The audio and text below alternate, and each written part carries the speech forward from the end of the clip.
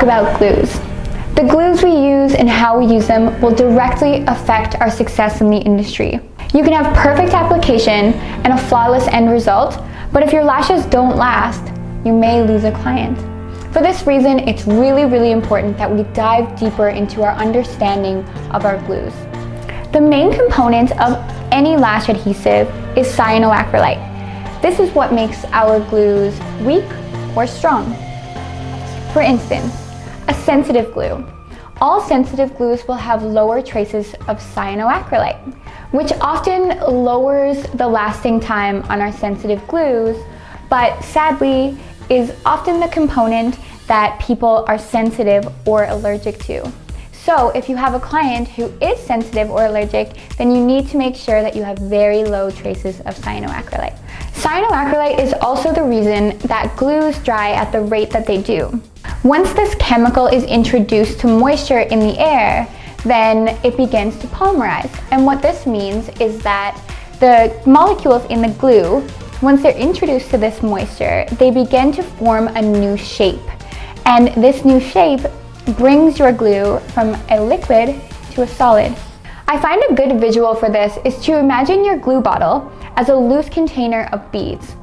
So once your container is exposed to moisture, then what happens is that these beads begin to switch shape and start sticking together and forming a chain, which is exactly what's happening when your glue is drying onto the lash. So if we don't have proper humidity levels in the room that we're lashing in, what's going to happen is that our glue isn't going to properly polymerize, and you're going to end up with a result of the lashes sticking together because it's not drying fast enough or not sticking at all, which is going to cause very poor retention. And if your glue needs moisture to polymerize, then what's going to happen is that if you have lots and lots of moisture in your room, then your glue is going to dry really fast. But if you have not enough moisture in your room, then your glue is going to dry too slow.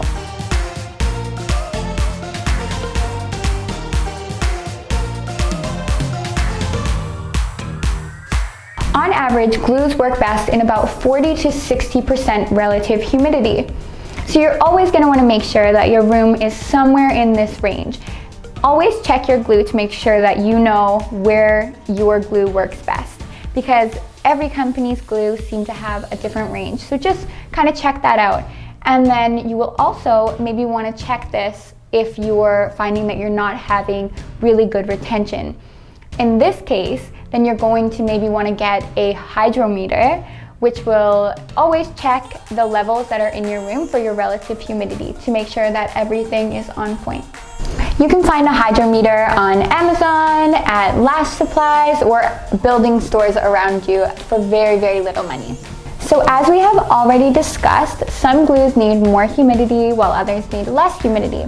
So again, it is very important for you to always check the instructions on the back of your glue to just make sure that you're following these to a T. And this way you know you're going to get the best result from your glues and that they're gonna last as long as possible. And you'll also want to check out how to store your glues. Some glues get stored in a fridge while others get stored in a dry, dark place. So always wanting to keep these things in mind and checking them and definitely following them because they are on there for a reason. So what happens if you don't have enough humidity in your room? How will you fix it? There's a few easy ways to fix this.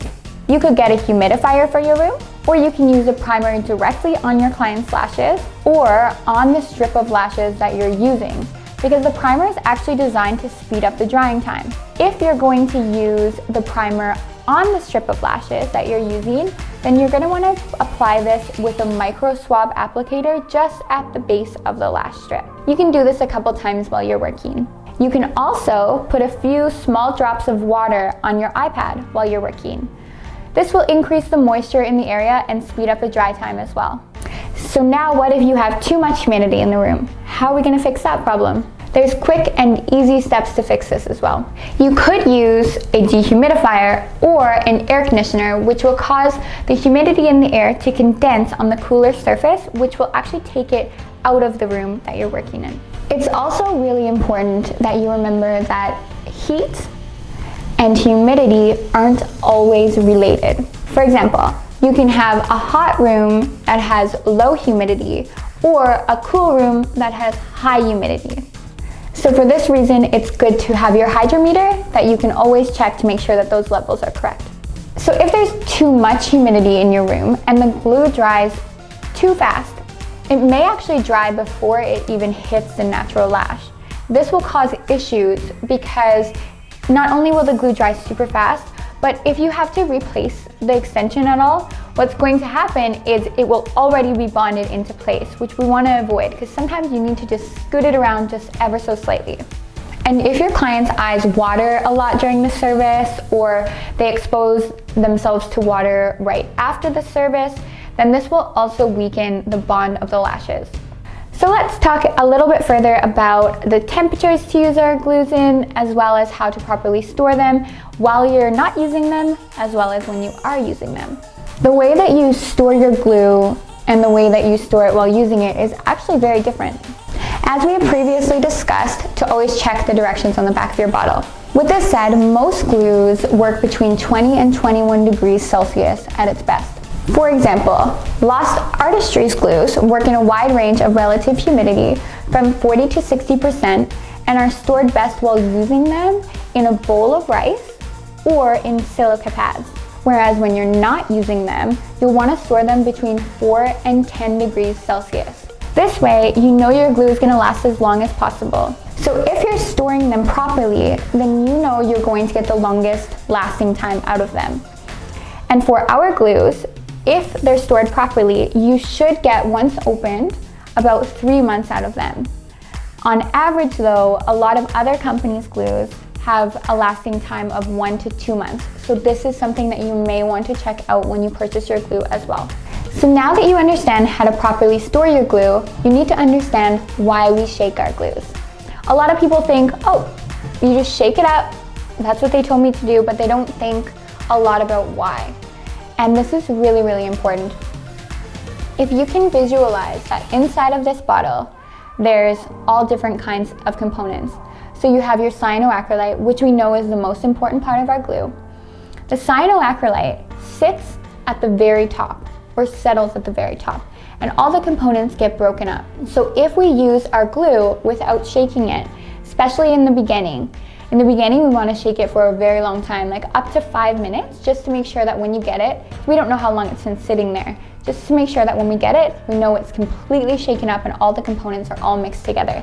And then when you use it, you'll shake it for about a minute every time. So our cyanoacrylate sits at the very top. So imagine we use our first dot, we get almost all cyanoacrylate. And then our next dot, almost all cyanoacrylate. And what's going to end up happening is that if it's not shaken up, you're going to use up all of that cyanoacrylate, which is the most important part, first. And then within a few weeks, you're going to find that your retention is going to lag because you're no longer getting that cyanoacrylate that you need and that really intense bond that you are expecting or used to. And you're going to end up getting like the black carbon or whatever other components are in the glue that you use instead of that really important material. So it's important to always err on the side of caution with your glue. For example, if your clients are coming in and you know they've always had amazing retention and you haven't switched up anything in your practice, then maybe it's time to look at your glue. Maybe there were a few times you didn't give it a good shake, or maybe it's just past its life expectancy. So something to keep in mind, just always check, and if you're noticing these things, it may be time to switch it up and get a new one.